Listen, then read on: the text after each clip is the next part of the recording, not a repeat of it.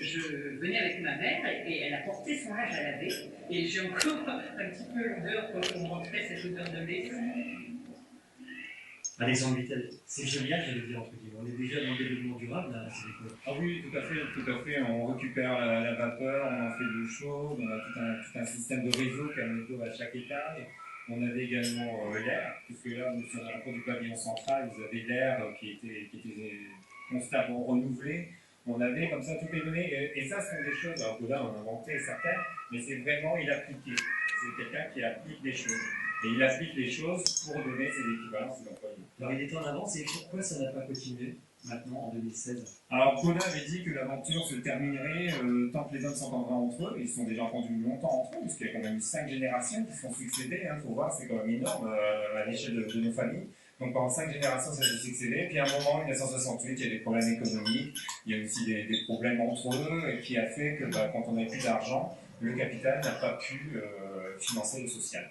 Alors vous le voyez sur cette image proposée par Frédéric Culet, nous sommes au cœur de ce fameux ministère, et ce week-end, les gens visitent ici sur les coursiers, et on va rejoindre Zora qui poursuit sa visite au cœur de ce fameux ministère, et Zora vous emmenez en 1867. Oui, 1867, Jean-Luc, remettez-vous un peu dans le contexte de l'époque, fin 19e. Godin propose à tous ses salariés, aux cadres dirigeants, de vivre dans le même et unique appartement. Ils sont tous semblables. Regardez, je vous invite à rentrer dans ce logement avec une pièce principale. Alors c'est ici que les salariés, on va dire, toutes classes confondues, eh bien, cuisinaient sur ce poêle.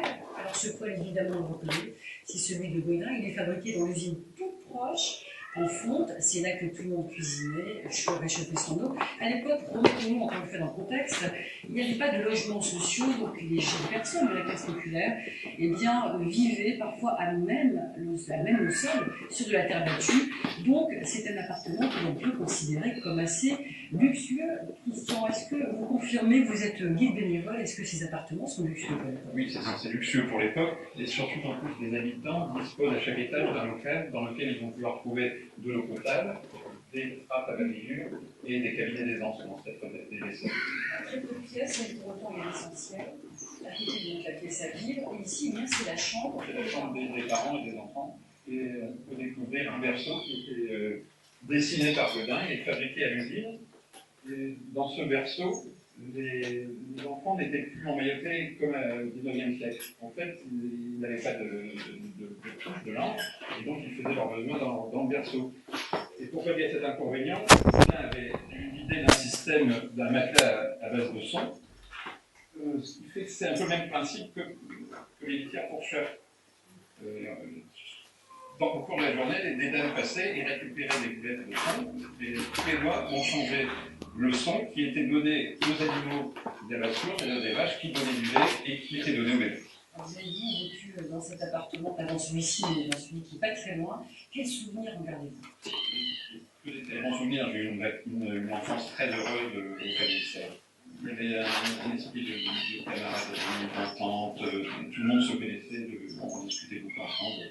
C'était quand il n'y avait pas encore la télé, c'était une époque formidable, qu'on a un peu tendance à oublier actuellement.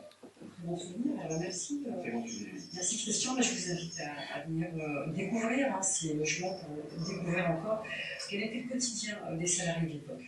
On a visité cet après-midi et tout au long de l'année, Christian Berger, incroyable, non? Cette anecdote du berceau. Ouais, c'est vraiment stupéfiant en fait. Et c'est ça qui est bien avec les journées du patrimoine, c'est qu'au-delà de l'architecture, vous découvrez énormément d'anecdotes, des lieux qu'on peut visiter. Il y a 1400 lieux à visiter en France. Alexandre, il y a beaucoup de gens qui vivent ici dans ce ministère ou pas? Oui, nous sommes le seul musée de France qui est habité.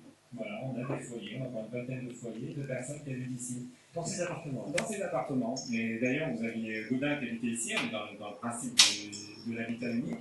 Et on a comme ça, c'est un peu un musée miroir, si vous voulez. Vous avez des gens qui visitent sur la façade sud, et sur la façade nord, sur la façade sud, vous avez des habitants. Donc les gens se croisent, on arrive avec sa baguette et on sort d'une place.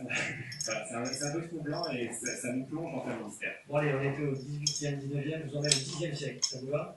Je vous emmène visiter tout près de ce fameux ministère, à 5 minutes ici en voiture, se trouve un très bel endroit que vous pouvez visiter pendant ces journées du patrimoine, mais aussi toute l'année. C'est le château fort de Guise, restauré depuis les années 50 par le club du Vieux Manoir, un château miraculeux. Voyage au Xe siècle signé Sergio Rodolfo et Margraf. Impossible de le rater si vous visitez la région.